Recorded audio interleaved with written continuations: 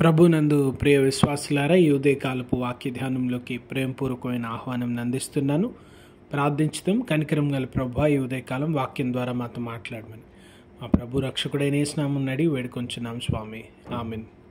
ప్రియమైన వారలారా, కొరింథీయులకు రాయబడినటువంటి మొదటి పత్రిక 12వ అధ్యాయంను ఈ ఉదయము వాక్యంను ధ్యానిస్తుండగా అందరూ ఏకీభవించి ధ్యానపూర్వకంగా ఇందులో పాల్పొందవలసిందిగా మనవి చేస్తున్నాను. వాక్యాన్ని చదువుకోవాల్సిందిగా కూడా మనవి చేస్తూ ఉన్నాను.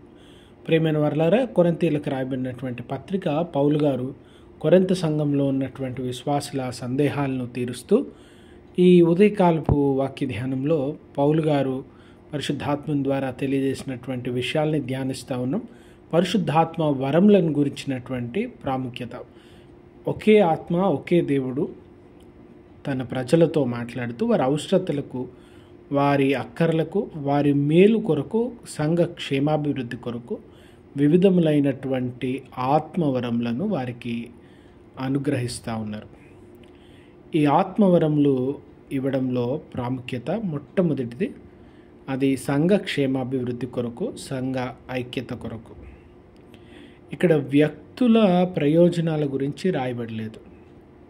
చూడండి, ఆత్మవరములు సంఘ క్షేమం కొరకు, సంఘం ఎదగడం కొరకు, ఇతరులకు మేలు లాభం కలుగుటకు, అందరి లాభము, అందరి సంతోషం, అందరి దీవెన.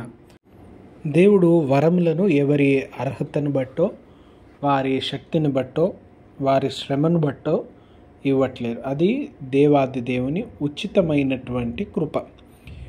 వారి జీవితంలో దేవుని ప్రణాళిక, వారిని ఏ రీతిగా వాడుకోవాలనుకుంటున్నారో అది దేవుని ఉద్దేశమై ఉన్నది. ఇది మొదటి. రెండవది, ఇవి ఘనత కొరకో పేరు సంపాదించుకోవడానికో కావు.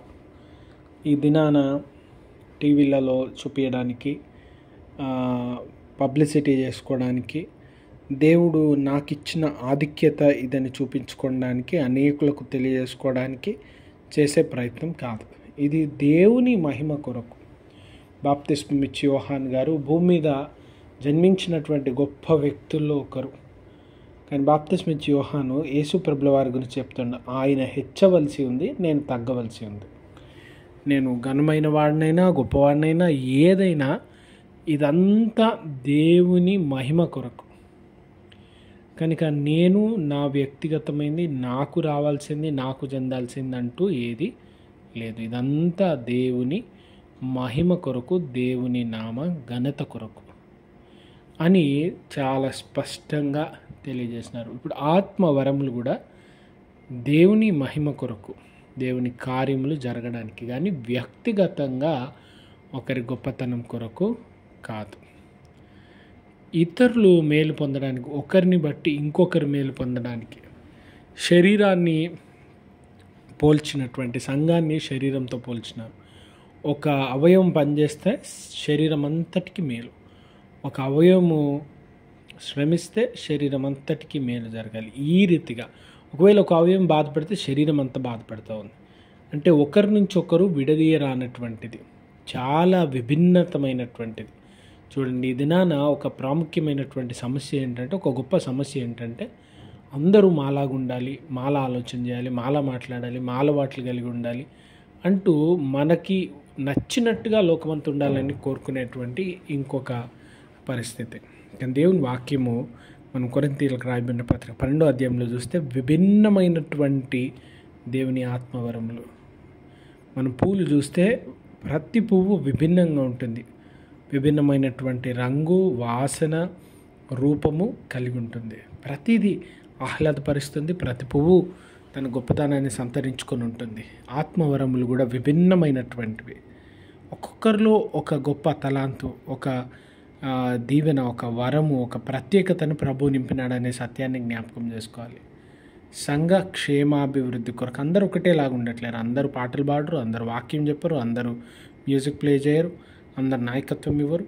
ఒక్కొక్కరిలో ఒక్కొక్క ప్రత్యేకత, ఒక్కొక్కరిలో ఒక్కొక్క ఉద్దేశము, తలంపు, దీవెన, తలాంతు ప్రభు దాచించినాడని తెలుసుకోవాలి. ఇవన్నీ ఎందుకు అంటే మళ్ళీ తిరిగి సంఘము మేలు పొందడానికి. ఎక్కడ వ్యక్తిగతంగా లేదు, అంతా సంఘం మేలు పొందడానికి, సంఘము ఎదగడానికి, సంఘము ఫలించడానికి.